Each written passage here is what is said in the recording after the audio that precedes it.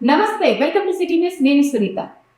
అయ్యప్ప స్వామి ఆశీస్సులతో ప్రజలందరూ సుఖ సంతోషాలు, శాంతి సౌభాగ్యాలతో జీవించాలని రాష్ట్ర మంత్రి టీజీ భరత్ ఆకాంక్షించారు. నగరంలోని పాత అయ్యప్ప స్వామి ఆలయంలో అయ్యప్ప స్వామి మాల ధరించిన స్వాములకు ఆయన భిక్షా కార్యక్రమాన్ని ఏర్పాటు చేశారు.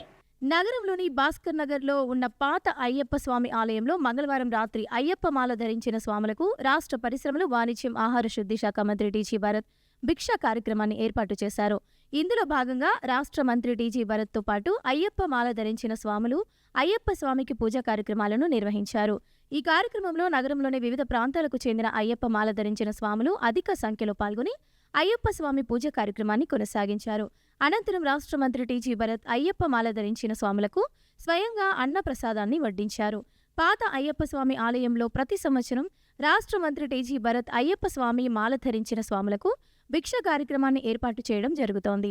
ఈ సందర్భంగా రాష్ట్ర మంత్రి టీజీ భరత్ మాట్లాడుతూ అయ్యప్ప మాల ధరించిన స్వాములు 48 రోజుల పాటు భక్తి శ్రద్ధలతో అయ్యప్ప స్వామికి పూజలు నిర్వహించడంతో పాటు వారు ఎంతో నిష్ఠతో ఉండడం అభినందనీయమని చెప్పారు. అయ్యప్ప స్వామి మాల ధరించిన స్వాములు అందరూ దీక్షా విరమణ అనంతరం కూడా ఇలాగే ఆధ్యాత్మిక చింతనను పెంపొందించుకుని మంచి జీవితాన్ని గడపాలని ఆయన ఆకాంక్షించారు. కొందరు మార్పు కోసం అయ్యప్ప మాల ధరించడం జరుగుతుందని, అలాంటి వారు దీక్ష విరమించిన అనంతరం పాత జీవితాన్ని కాకుండా ఇప్పటి జీవితాన్ని కొనసాగించాలని రాష్ట్ర మంత్రి టీజీ భరత్ సూచించారు. అందరి ఆశీస్సులతో తాను గత ఎన్నికల్లో గెలిచి ఎమ్మెల్యే కావడం, అనంతరం మంత్రి కావడం జరిగిందని వివరించారు. కర్నూలు నగరాన్ని సమగ్రంగా అభివృద్ధి చేసేందుకు తాను ప్రణాళికాబద్ధంగా ముందుకు సాగుతున్నానని వివరించారు. అయ్యప్ప మాల ధరించిన స్వాములు ఆశీస్సులు తనకు, తన కుటుంబానికి నిరంతరం ఉండాలని ఆకాంక్షించారు. అయ్యప్ప స్వామి ఆశీస్సులతో ప్రజలందరూ సుఖ సంతోషాలు, శాంతి సౌభాగ్యాలతో జీవించాలని రాష్ట్ర మంత్రి టీజీ భరత్ ఆకాంక్షించారు.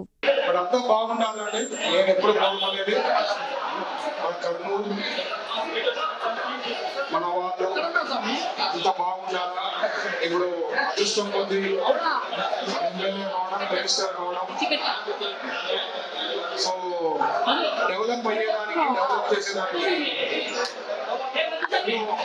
అవకాశాలు ఉన్నాయి. దాని తగ్గట్టుగా ప్రయత్నించడం జరుగుతుంది. మీరు చూస్తున్నారు కర్నూలు ఏ రకంగా అభివృద్ధి అవుతా ఉందనేది. సో మిమ్మల్ని అంతా ఎప్పుడు కోరుకోనండి, ఈ బ్లెస్సింగ్స్, ఈ ఆశీర్వాదం మా పైన, మా గవర్నమెంట్ పైన బాగుండే ఇంకా కర్నూలు అభివృద్ధి బాగా జరుగుతుంది అనేది నాకైతే గ్యారెంటీ, ఆ నమ్మకం ఉంది. చాలా జరుగుతున్నాయి పనులు కూడా. సో మీ బ్లెస్సింగ్స్ ఉండాలనేదే నేను ఎప్పుడు కోరుకోలేదు. సో మీరు ఇష్టంగా ఎట్లా పాటిస్తారో, మీరు చేసే పనులు, అది మంచి పనులు, 25 రోజులు ఏదైతే పాటిస్తారో ఫుల్ ఇయర్ లాంగ్ పాటించాల్సిందిగా నేను రిక్వెస్ట్ చేస్తున్నా. ఎందుకంటే చాలా మంది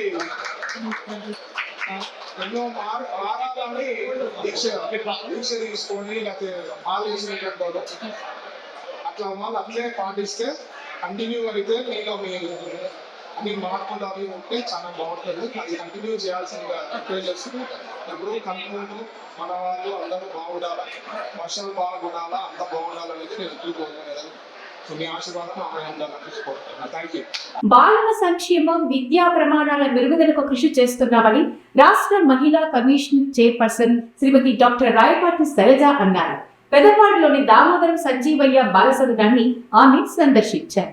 రాష్ట్ర మహిళా కమిషనర్ చైర్పర్సన్ శ్రీమతి డాక్టర్ రాయపాటి శైలజ పెద్దపాడులో దామోదరం సంజీవయ్య బాల సదనాన్ని సందర్శించారు. ఈ సందర్భంగా చిన్నారులు, వసతి గృహ అధ్యాపకులు చైర్పర్సన్కు ఘన స్వాగతం పలికారు.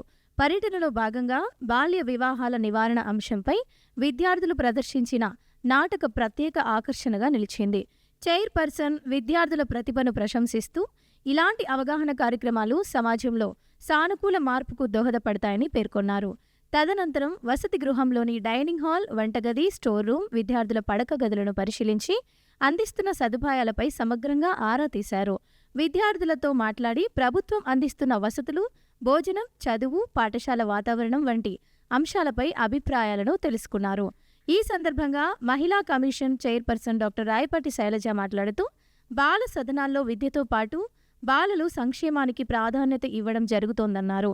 గుడ్ టచ్, బ్యాడ్ టచ్ల గురించి అవగాహన కల్పిస్తూ పిల్లలు బయటి ప్రపంచంలో ఎలా మెలగాలి, అత్యవసర పరిస్థితులను ఎలా ఎదుర్కోవాలి అని అవగాహన కల్పించడం జరుగుతోందని తెలిపారు. బాల సదనంలో వసతుల కల్పన కోసం కృషి చేస్తామని తెలిపారు. ప్రభుత్వం అందిస్తున్న అవకాశాలను సద్వినియోగం చేసుకుని పిల్లలు బాగా చదువుకోవాలని, ధైర్యంగా జీవించాలని ఆమె సూచించారు. వసతి గృహ నిర్వహణపై సంబంధిత అధికారులకు తగు సూచనలు చేస్తూ పిల్లల శ్రేయస్సును ప్రాధాన్యంగా తీసుకుని బాగా చూసుకోవాలని ఆమె సూచించారు. పాణ్యం ఎమ్మెల్యే గౌరు చరిత మాట్లాడుతూ బాల సదనంలో 48 మంది పిల్లలు ఉన్నారని, వీరికి మెరుగైన వసతులను కల్పించాల్సిన అవసరం ఉందని, వీటిని కల్పించేందుకు ప్రభుత్వం దృష్టికి తీసుకెళ్తామని తెలిపారు. బాల్య వివాహాలు చేయకూడదని, ఈ మేరకు తల్లిదండ్రులకు పిల్లలకు అవగాహన కల్పించాల్సిన అవసరం ఉందని తెలిపారు. సమాజంలో ఆత్మవిశ్వాసంతో ధైర్యంగా జీవించేలా ఆడపిల్లలకు చైతన్యం తీసుకురావాలని ఎమ్మెల్యే అధికారులకు సూచించారు. ఈ కార్యక్రమంలో మహిళా శిశు సంక్షేమ శాఖ రీజనల్ డైరెక్టర్ రోహిణి, ఐసీడీపీఎస్ పీడీ విజయ తదితరులు పాల్గొన్నారు.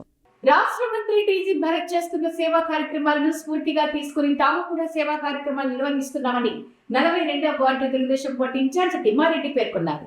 కల్లూరు ప్రాథమిక ఆరోగ్య కేంద్రంలో వైద్య పరీక్షల నిమిత్తం వచ్చే గర్భిణీ స్త్రీలకు పౌష్టిక ఆహారాన్ని అందజేశారు. కల్లూరులోని ప్రాథమిక ఆరోగ్య కేంద్రంలో ప్రతి నెల 9వ తేదీ వైద్య పరీక్షల నిమిత్తం వచ్చే గర్భిణీ స్త్రీలకు 42వ ward Telugu Desam party incharge Thimmareddy ఆధ్వర్యంలో జరిగే పౌష్టిక ఆహార పంపిణీ కార్యక్రమాన్ని నిర్వహించారు.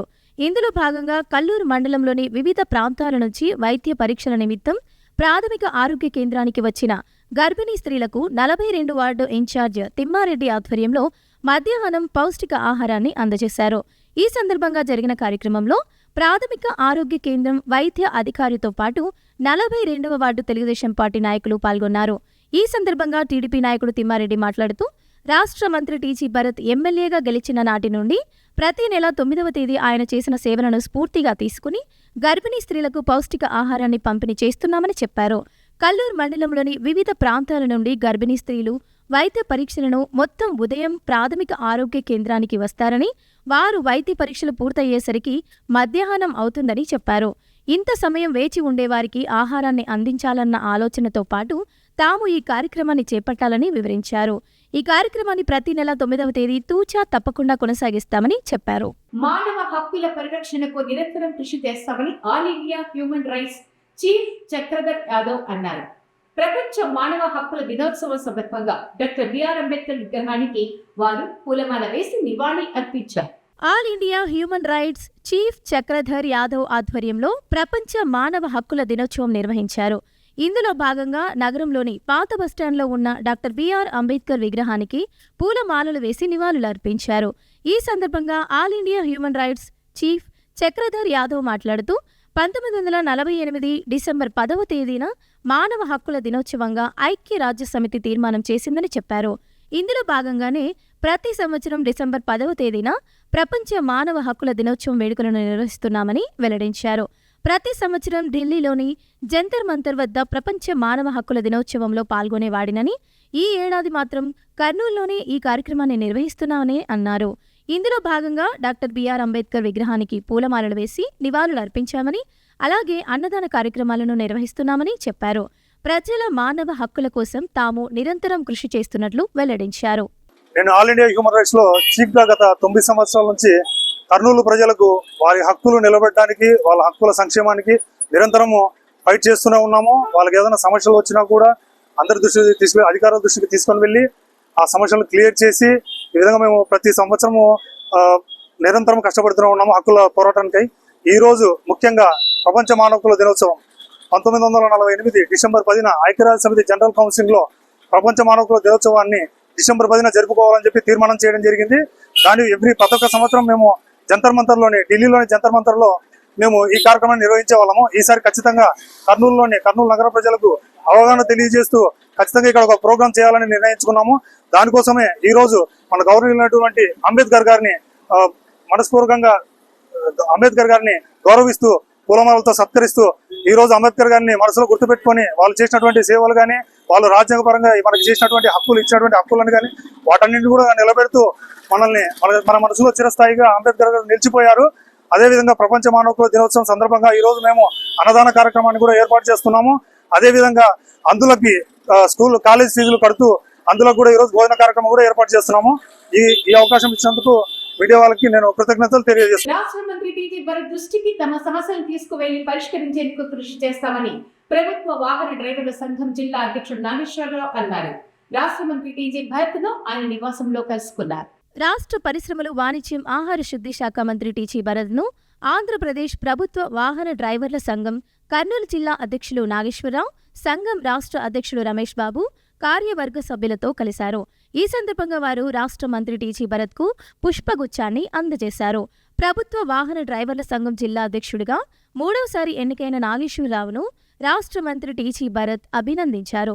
ఈ సందర్భంగా ప్రభుత్వ వాహన సంఘం జిల్లా అధ్యక్షుడు నాగేశ్వరరావు మాట్లాడుతూ, కర్నూలులో ప్రభుత్వ వాహన డ్రైవర్ల సమస్యల పరిష్కారానికి రాజ్యసభ మాజీ సభ్యులు టీజీ వెంకటేష్, రాష్ట్ర మంత్రి టీజీ భరత్ అందిస్తున్న సహకారం మరువలేనిదని చెప్పారు. ప్రభుత్వ వాహన డ్రైవర్ల సమస్యలను రాష్ట్ర మంత్రి టీజీ భరత్ దృష్టికి తీసుకువెళ్లి పరిష్కరించేందుకు కృషి చేస్తానని తెలియజేశారు. ఇవి ఇవాల్టి సిటీ న్యూస్ అప్డేట్స్. రేపు 7కి తిరిగి కలుద్దాం. అడిలెక్కి వాచింగ్ సిటీ న్యూస్.